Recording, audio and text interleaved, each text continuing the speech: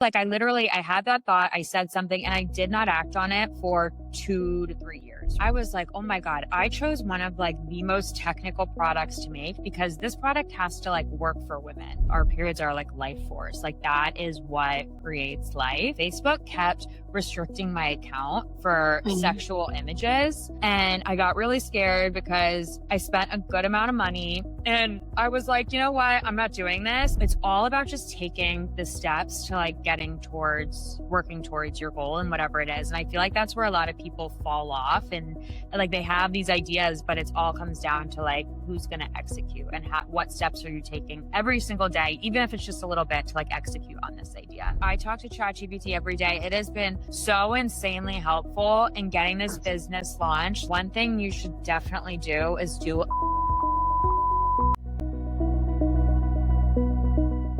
Welcome back to Founders in Jeans. I'm your host, Emily Jean.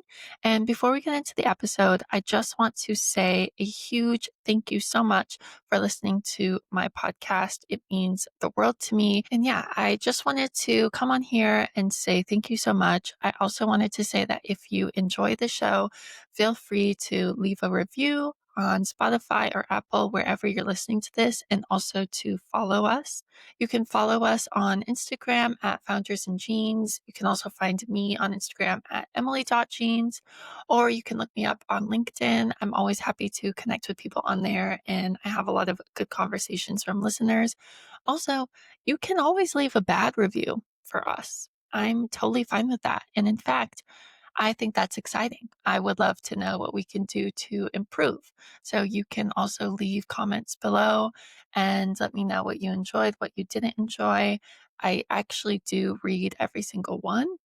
We also have a newsletter that comes out once a week, so you can get all the updates from us. We also put in some weekly business and marketing updates in there, as well as some personal notes from me. You can subscribe to that on my LinkedIn, also through the Instagram and in the show notes below.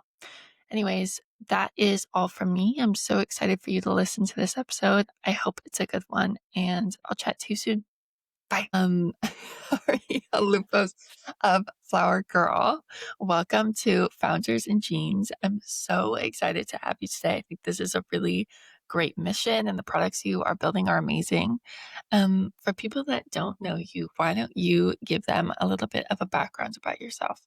Cool. Yeah. So I started my career in e-commerce about a decade ago, mainly helping direct-to-consumer brands launch, manage, scale their websites. I do a lot of email marketing, social media marketing. So with that background, I like to joke that I naively went into product development thinking like, I can launch a brand, I can throw a website up, I can get all the marketing efforts going.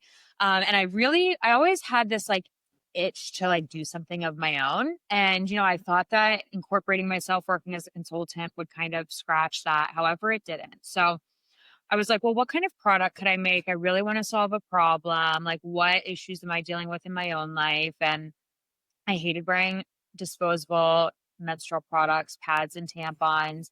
I started wearing other brands' period underwear.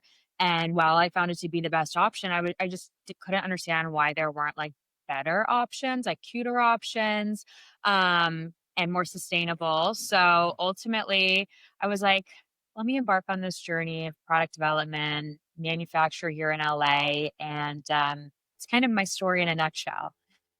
Love it. I want to ask you first. I hear a lot of entrepreneurs who they get this great idea and they see a need in the market and then they sit on it for a really long time. Mhm. So, how long did it kind of take you to get from idea to now execution? Yeah, I actually have this like crazy story. Two like years before I even went into product development, which product development was a 2-year journey. But years before, like was sitting with a friend, and I remember we were having a conversation, and I just randomly said, "I want to make period underwear," and that's Mm. like that story kind of came back to me. Like I had that thought, I said something, and I did not act on it for 2 to 3 years, right? And it felt like so random and it still kind of feels like such a random thing that like my soul or like my body just like said. So then, yeah, 2, 3 years later, I I was like, "Let me take advantage of, like, living in Los Angeles." I started going to textile shows, I started learning about fabric, and I will say, I talk to a lot of people who like a lot of people have ideas and things that they want to do. And when it comes down to it, what I've learned, having been on this journey now for 2, 3 years, is all it comes down to is doing a little bit every day. Like, Mm, whether it's research, whether it's talking to someone about your idea and getting connected to someone. I had a lot of friends who would introduce me to people in LA. I would go have a conversation with them.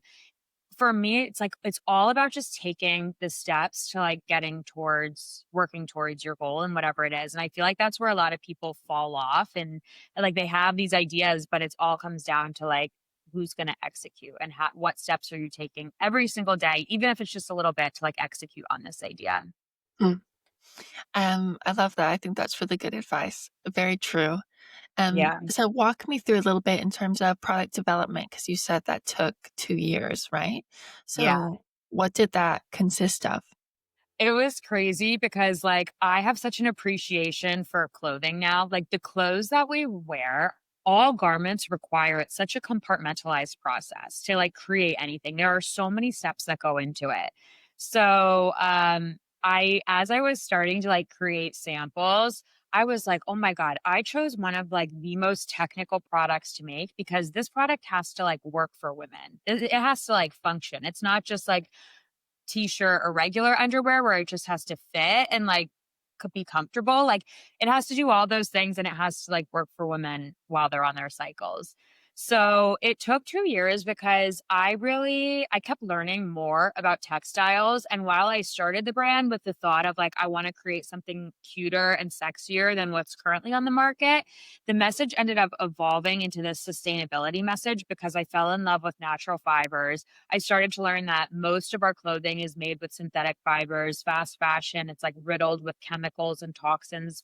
Polyester is gasoline. Like, as I was like learning all these things, I was like, I want to be able to go to market with something that I can message is body safe in addition to being, cute and comfortable. So it ended up taking 2 years, and it was a lot of R&D too. It was a lot of testing. Like I said, I was like, I can't launch with a product that doesn't work for women. So, Mhm, mhm. 2 years of testing, creating like 100 different iterations of like the pad and the gusset, which is like the crotch area of the underwear. I think that's a very common thing for brands. Like, I think people underestimate how long when you're not picking something up that's already been made, basically, Yeah. and you're really starting from scratch. People underestimate how long it can take. I think that's totally Yeah. normal, if not longer, you know? Yeah, totally. Ask you then, so you said obviously you were more in the marketing side of things, and then you get more into this technical side of really building something from the ground up.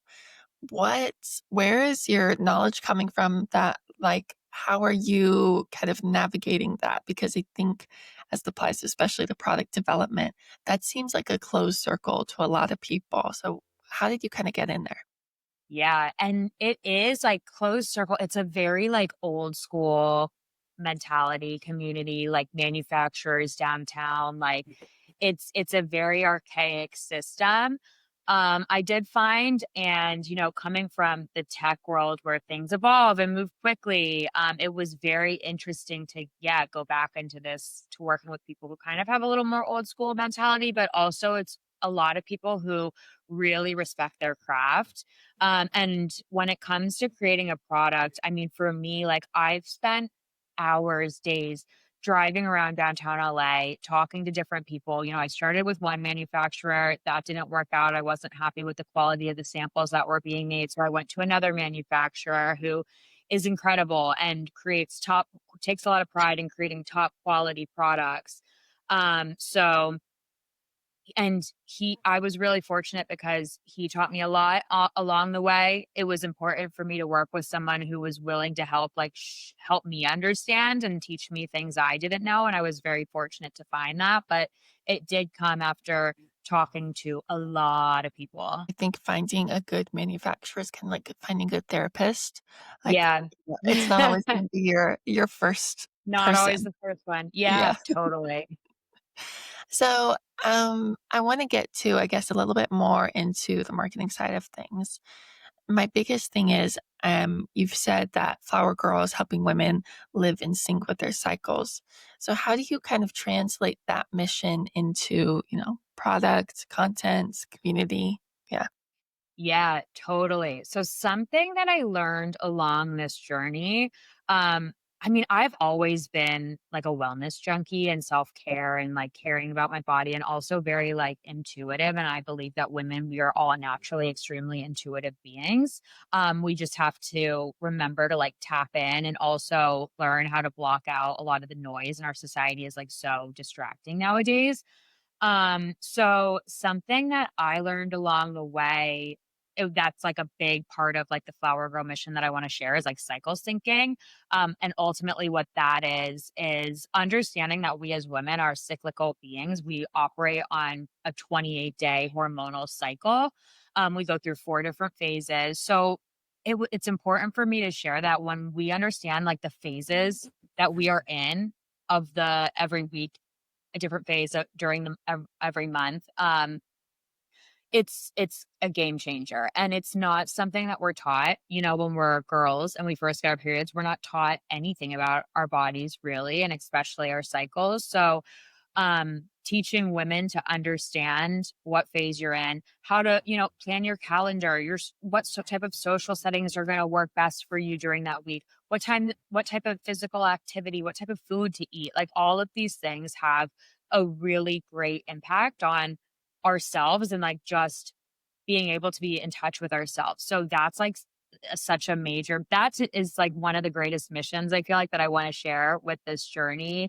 And I feel like selling the underwear was like kind of like a great foray into me being able to talk about that too, because what better way to like be in tune with our bodies than to like allow ourselves to free bleed and like using body safe products that we have not been given our whole lives. So Yeah, I hope that answered the absolutely. question. For sure. It leads me to another question, though. So, how do you, I guess, honor cycle syncing in your Yeah. own business in your day to day? Oh my gosh, I am such an advocate for it now. I'm a huge calendar junkie. I know everything on my calendar. I calendar block.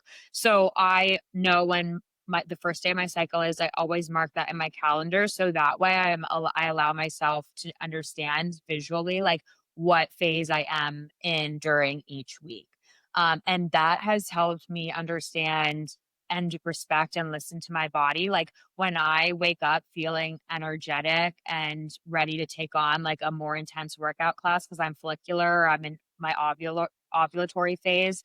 I know I can do that versus when I'm luteal or menstruating and I honor my body by giving it rest and I can recognize I'm more tired and same with the food that I eat. There's 1 week out of the month where I am starving and then there's other weeks I'm just like eating normally and understanding like what phase you're in, it's very eye-opening, and then you start to live more in harmony with your body. And I think it's also allowed me to get great control of my cycle. In addition to free bleeding, I don't suffer from a lot of PMS symptoms like I used to. I don't have extremely heavy flows. I don't have debilitating cramps. All of these things that society has really normalized for women, which are not normal. Like that is our body. I've learned telling us, like reacting, needing us to recognize something's going on at the root. And we've been taught for so long to, just take Advil, ignore it, like put a band-aid on the problem or like here, shove a tampon in it. And like Mhm. it's not normal. Right. No, absolutely. I think about all the time this idea that like tampons, since they were basically invented, they've never changed, which Yeah. is like there's like hardly anything else in the world that we Has we have not kept the evolved. same. Yeah. Exactly. Or where our product options have evolved. It was invented in Totally. 1931 by a man, by the way. I know. Yes. That's exactly what I was about to say. I was like, Yeah. also I think it was invented by a man. Yeah, it was, which is crazy. So you just touched on it a little bit, but are there any other, I guess, common misconceptions or stigmas around periods that you have been wanting to challenge with your products? I feel like when tampons were invented, I've learned that they were really marketed as like a cleanup, like hygienic product. And that type of marketing then caused periods to be looked at as a dirty problem, which doesn't make any sense to me because our periods are like life force. Like that is what creates life.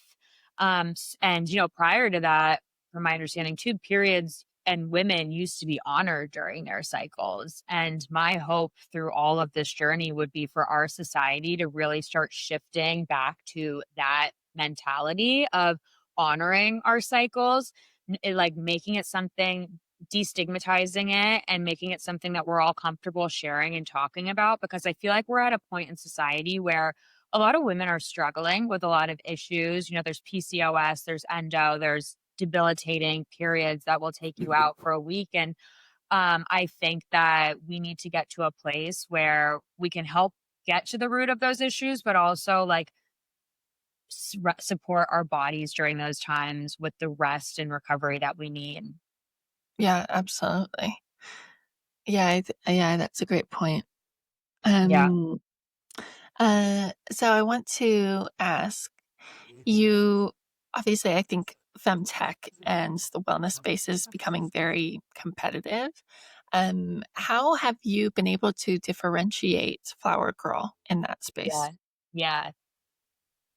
Great question, because there are a lot of other period underwear brands, right? And I have immense respect for all of them. Like, I never want Mhm. to be like look at any other company really as like a competitor in this space. I truly Right. like want everyone, especially like women-owned companies that are doing better for women's bodies, to win. But Mhm. where I personally felt like there was space in the market for me to come in with this brand was I really just wanted to see a brand that had content geared a little more towards what I wanted to see. And, I didn't see a ton of it still all fell, if I'm being totally honest, a little more medical and salesy. Mhm. Versus I really just wanted to make it like we're outside, we're in the house, we're lounging around, we're comfortable. Mhm. I want women to like just resonate with the content and be like, that underwear looks really comfortable and she looks amazing wearing it. And oh my God, it's period underwear too. Great. I want to wear it. So that was the Yeah. goal, and diversifying the content a bit. Yeah, absolutely. I think too, especially the commitment to sustainability and that sort of thing. Also, we talk a lot about, what's your, unique selling point and how do you position yourself in the market. But I think for entrepreneurs who are listening to this, when your face and when your personal brand is attached to the product, it becomes a lot easier, in my opinion. I Hmm. want to ask you, how have you kind of balanced personal brand and product, and what has been your journey with that?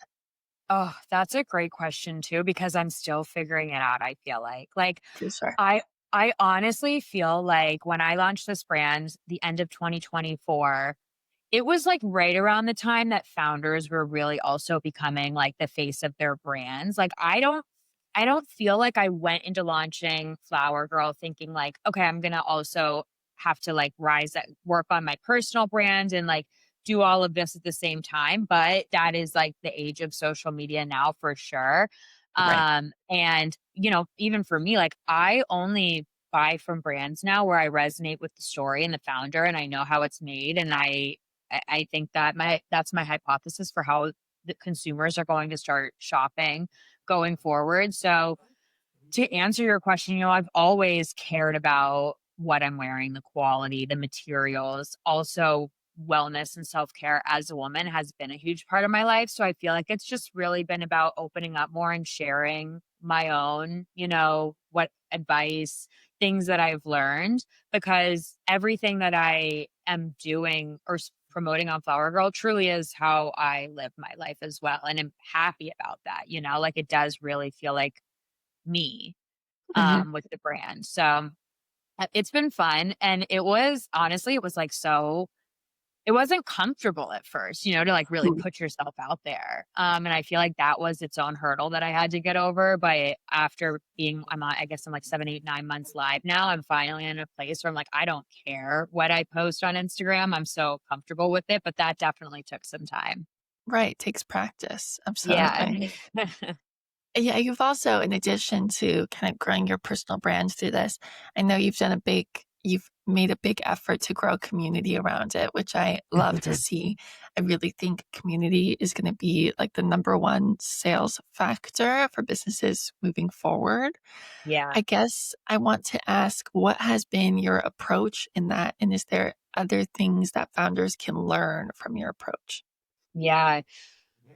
I really try my best to bring the audience behind the scenes on like everything that I'm doing as much as I can. So if I'm, designing something or picking a color or talking about a new style, I'm posting polls on Instagram. I'm posting question boxes. I'm asking for a ton of feedback. I'm always on social media, like asking for feedback from my followers. And then I also do a lot of retention with post purchase that I'm really focused on that right now as well too, and just how can I further build loyalty around the brand and keep the consumers engaged and happy and get their feedback and take any feedback they have and into iterating on the next product, which I've done. I my thong is the best seller, and I got feedback from a lot of women, like, "I would love this in a brief and a boxer," because a lot of women don't sleep in thongs, and I totally get that. I don't either, so I was like, "Great, yeah, let's do a brief and a boxer." So,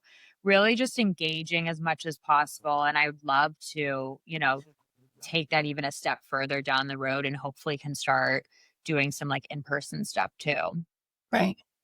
I think you are also in a unique position because while you're engaging with your community, um, you're kind of balancing, I guess, a product that historically has been surrounded with a lot of shame. Yeah, And, periods are still taboo in a lot of yeah, spaces. So, how have you been able to balance that messaging and, kind of sell a yeah. product that's usually marketed with shame? It's been hard, honestly, and I'm still trying to figure it out because to your point, like, I'll have women who buy the product, but don't wanna necessarily post about it or talk about it online in the same way they do other products because of what it is and the purpose that it serves. Right. So it's been really important for me. Right now, I'm solely focused on organic marketing because I bootstrapped the business and I don't have a lot of budget to throw at advertising. So I have been gifting and I've learned a lot through who I'm gifting. And at first, I think I was a little like too broad with who I gifted. And in hindsight, it's like that wasn't the right person because they didn't post about it. And I get now why they didn't want to because their influencing style, like they wouldn't talk about period underwear, but it was like Mm. somebody with a following that I happened to be able to get in contact with. So it was like an easy send. But then I've found women who are comfortable to support the message and the brand. So it's really for me just been honing in on who those influencers are, those creators in the space that are comfortable talking about it and really focusing my efforts there. Yeah. I want to dive deep a little bit on this gifting topic too, because I think it's top of mind for a lot of founders right now. Mhm. Everybody sees the unboxing hauls and the PR packages. So, how do you handle gifting right now? Are you messaging influencers on Instagram or what does that look like? Yeah, I my whole life have been a huge proponent for like just send the email, just send the DM. Mm. Like I will cold outreach to anyone. So yeah, it's a lot of that. It's DMs, it's emails, it's meeting somebody who knows somebody and asking them for an intro. And yeah, I've been getting pretty good feedback I get some no's and then I get some people who don't respond at all. And I don't take anything personal nowadays. So Mhm. it's just about, continuing to make the effort there. Yeah, absolutely. I had a founder on a couple of months ago, and she said that she sent over 17 dresses to Taylor Swift. And I was like, I get it. Because also I think that is such a good, like, kind of Yeah. idea metaphor for like gifting is like once you find some people who are in your niche and you feel like really fit your brand, it's like Yeah. just go, go, go, go, go. Like Yes. worst case scenario, they say no and you lose a product, which is a bummer. But you know, Yeah, yeah, it is, and for a small brand who makes in small batches, it's never fun, but it's if anything, it's forced me to, like, learn and iterate quicker, like, maybe we don't need the, like, Instagram, influencer with 600,000 followers who's probably not gonna talk about period underwear, like, maybe whatever, but, and then sometimes it's like, risk might be worth it, the for sure. reward. Absolutely. So, going back to your digital marketing experience, so you obviously were in the digital marketing role space before. How has that kind of shaped your approach to Flower Girl, especially during the launch? I'm so grateful for the experience because it allowed me to I just know like the back end of like websites and stuff and can get email marketing flows built and up and running and same with social media. And yeah, it's like an ever evolving space. So even as a consultant, it was something I always had to stay on top of because especially with AI, like things are changing so much and so quickly. But, I've had a couple other friends who have, like, launched businesses as well, and I've seen them struggle in different areas that I don't necessarily struggle with because of my experience, so I'm super grateful for that decade of, like, being in the e-commerce space. Mhm. Is there one thing that you could tell founders like in the digital marketing space, this is what you should really have your eye on the most right now? Yes, AI. Okay. And Yeah. I like ChatGPT. I have a couple friends who are like, "I'm not using that." They feel very it feels very, like, Political. naive, yeah, and critical, and I'm like, "I'm 100% getting behind this." I talk to ChatGPT every day. It has been so insanely helpful in getting this business launched, like, I really feel like I'm so grateful for like this period, this lifetime that we are living in, this time and space, because when you think about like the little tech support our parents' generation had, right? Right. And like Right. how limited they were. And then we had the internet and now it's evolving even more with AI. I, and I kind of like, of course I get like scared for like our kids, the generation and like what's going to happen when there's so much social media and there's so much AI. So for me, I'm like, I feel like we are in this like beautiful space in between where it's like evolving and you can take advantage of so much. But I would absolutely recommend stay on top of AI right now. Yeah. Yeah, I completely agree. I think there are I was listening to a podcast the other day actually about how you have different camps of people who feel certain Yeah. ways about AI. And they were saying there's one camp of like AI inevitabilists. And I was like, oh my gosh, that's so me because I wouldn't necessarily say I have like the most positive outlook on the future of AI, but I also feel like it's inevitable. Like it's a Yeah. tool. People are going to Yeah. use it sooner rather than later. Um, Totally. so yeah, I think that's a great answer. So I want to talk to you a little bit about the more operational side, I guess. What has been your biggest operational challenge so far and how have you navigated that? Hmm. Operationally, I would say probably just the learning curves that come with manufacturing and this being the first product that I went into development with and learning like there are so many steps required to produce something and there were times when I wanted to like change the elastic on the underwear for example and my manufacturer taught me that like you can't just like do that. That requires like new tech packs patterns that will affect everything in the full production run. So just little things with the design that again I think we as consumers don't really understand when we're buying a product, or at least I didn't. Mhm. um and the level of detail that goes into the product, which it's great, like I'm happy I understand it now, but in the beginning operationally that was challenging. Yeah. Yeah, I think that that is a very good point. Yeah. Um, for somebody looking to launch, uh, for somebody looking to launch a D2C product today, especially in the wellness niche, what is Mhm. one thing they should definitely do and one thing they should definitely avoid? Okay, one thing you should definitely do is do a ton of research. Okay. I talk to a lot of people who have a lot of great ideas, and I'm like, the level of execution that is required to launch a brand is so great, and I don't think people truly comprehend how much work it is. So I would say start with research. I think a lot of times people, at least I've seen people who have just like started things, and I'm like, You did no research into that market. Like, you have no idea what you're getting yourself into."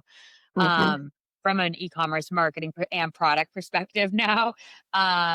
So yeah, I would definitely say do your research. Well, so I want to talk a little bit about the future of the brand.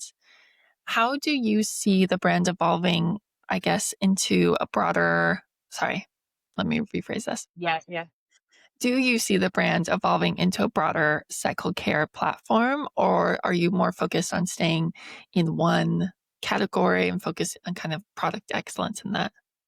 Yeah, yeah, great question that I think about a lot, and I don't really know yet. The ultimate goal when I think about where do I see the brand is I would love for this to be like a mission driven brand, and how can I incorporate that aspect with this being the key product right now, because for me, like, I recognize that period poverty is so real globally and is such an issue that affects women's lives and ability to like really live their life. And I feel like this product could really help solve that issue for a lot of women. So I think about that being one angle where I would absolutely love to take it.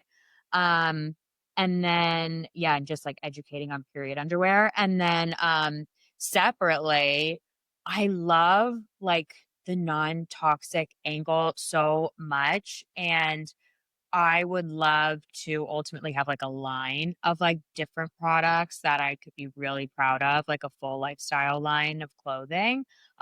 Which I feel like those are kind of both all like a little bit different, but ultimately if it could all evolve in that direction, I'd be like so happy. Yeah, absolutely. Are there any other innovations or tech integrations that you're also curious about exploring in that space? Yeah, super curious because I've had a lot of women postpartum who wear the Mm, underwear and it works amazing for them as well. So just quickly on that note, I promote it as period underwear, but postpartum's been great feedback, bladder leaks, so women who struggle with incontinence. And then I've gotten some feedback too that some women love it for like sweat absorption. oh, So okay. Okay. yeah, a lot of funny angles there. But my postpartum friends have shared with me, they're like, I would love this material in a bra, like when they're Cool. leaking. I don't know that space at all. That's just like a piece of feedback that I've heard quite a bit that I'm like, I'd be super interested in exploring that space. I would have to do a ton of research to know what options currently exist. I know there's like nursing bras and stuff. Mhm. But yeah, so I love like product innovation and thinking about like what are problems we can solve for women, because I think we've been such an under researched and underserved portion of the population for so long. Totally. Absolutely. Yeah, that's a great I'm excited to see Yeah. then in the So next couple of same years what here. that looks like. Yeah. Um, so I wanna ask you, I guess, what is lighting you up the most right now? And you can take this personally or professionally as you look toward to the next chapter. Yeah. Oh, well, I love that question. I've I get so lit up when I'm able to have conversations like this, and share the message of the brand. And in addition to when I see something that works, like on Instagram, for example, I know that might sound like cheeky or like everyone, when you do have a piece of content that does really well. But it just for me feels like it's my message is hitting, and it's resonating with people. And with this brand in particular, I dabbled with meta ads. There was a month that I tried it. I hired like a girl who was like a CRO expert. We threw some ads up, but Facebook kept restricting my account for Mhm. sexual images. And I got really scared because I spent a good amount of money and I was like, you know what? I'm not doing this. Like my mindset at the time was like, I want to put it out there. I want to scale quickly. Everybody needs to have this product. And I'm like, why would I spend money here? I have to fight Facebook every week that to unblock me, you know? So that's when I really started switching the strategy to right now. It's like having these conversations with women who are generous enough to share their platform with me to help me spread this message. Um, and that's what really lights me up. Yeah, I love that. I think that's a great answer. I saw a quote the other day that said, "When you're building a business, do things that don't scale." And, like, I think that's great. Like, I think ultimately those are the things that end up scaling without you realizing it. 100%. And what would truly be like the dream of a life is like if I can just keep having these conversations and like spreading this business via word of mouth and Mhm. referrals because women genuinely love the product, that would be the best. Yeah, yeah, dream life. Yeah. Yeah. So I don't wanna take up way too much more of your time, so I have some rapid fires for you. Fun. Um, Okay. okay, so my first one is, what is the most underrated period self-care tip? I love this one. Okay. Resting without any guilt. So, like, Ooh, actually giving yourself permission to slow down and rest and say no and literally do nothing. good. I love that. I needed to hear that one. Yeah. I feel like a lot of us do. Yeah. Is there a, I guess, cycle care trend that you think is overhyped? A cycle care trend that's overhyped. Um, I mean, any trend, in my opinion, or anyone who's pushing a routine on you where it feels like it needs to be like so rigid and you need to like wake up and do X, Y, and Z and like meditate and yet like journal and like whatever. Those things are all great. But for me, what's most important is truly listening to your body and recognizing like I'm a different person every single day. I think I am in general like a routine person. Like I like my things. However, I'm not always doing the same thing every day. So I feel like any trend that's like pretty like to the point, it's like just do what feels good for you. Yeah. Yeah. Yeah. Love that. Do you have a go-to flower girl product? Yes, my 10 cell set. So, when I launched the brand, I had a couple founder friends who were like, do sets too, do tank tops, like with the underwear, it'll go really well. And people who have been like ecom veterans. So I did, and it is going pretty well. People love how soft the material is. So yeah, my 10 cell set, I would say. Love. Um, is there one brand that you admire that's doing D2C right now? Ooh, oh my gosh, good question. So who's doing a really good job? I mean, I love what Haley Bieber's doing with Rode. I mean, they're obviously killing it. And I think that their whole team, the way they all get behind the mission and they make their products are actually really incredible too. I've tried them and they make you just like want to be a part of their world. So I really admire them for that. Perfect. Last question for you. Do you have a book or a resource or a course or anything like that for budding entrepreneurs that you can recommend? Oh my gosh, a book or a course? I mean, my favorite book or one that comes to mind is Shoe Dog by Phil Knight. So it's the journey of how he started Nike. And I remember reading that while I was on the journey of building Flower Girl. And it was really motivating just to be like, yeah, fuck yeah, like this is awesome. Like he was in the trenches, like doing all the things too. So I love that book. And then I mean, I feel like pretty fortunate with my career. I never really took any courses or anything. I kind of just stayed in the know of I'm trying to think what I don't know, Maggie Sellers, if anybody or if you've heard of Hot Smart Rich, like she's a huge voice for like women in teaching about business and finance. So she's been like one of my go-to. She has an incredible podcast, has amazing other women entrepreneurs on it. Podcasts have been like my favorite medium for getting information and truly like I credit everything I learned from listening to podcasts more than what I learned. I couldn't tell you what I learned when I went to school and like Yeah. university. I'm like, I don't remember anything. Mhm. And I think we're again so lucky to live in this day and age where there's so many people with incredible platforms talking to incredible founders and business people and operators and just utilizing that as much as possible. Yeah, I love that. Where can people find you? Where can they shop? Yeah. And yeah, where can they join the community? Yes. So I'm on Instagram at flowergirl.co with an underscore at the end because all the good names are being squatted on. But yeah, at flowergirl.co. And then my website is the same. It's flowergirl.co, not .com. If you reach out on the website, if you reach out in the DM on Instagram, you're talking directly to me. I'm more than happy to answer any questions, doing my best, yeah, to build community on there, trying to keep it real too, has kind of been my strategy. I'm pretty ad hoc and I kind of just like post things that come to mind and then obviously talking about the product too. So, yeah, Instagram's my favorite social outlet right now. So find me there. Okay, perfect. And obviously, that will all be linked in the show notes. But Cool. thank you so much for joining me. This has been such a good conversation. I'm so excited I got to have you on. Oh my God. Thank you so much. I am honored and appreciate you sharing your space with me. Of course.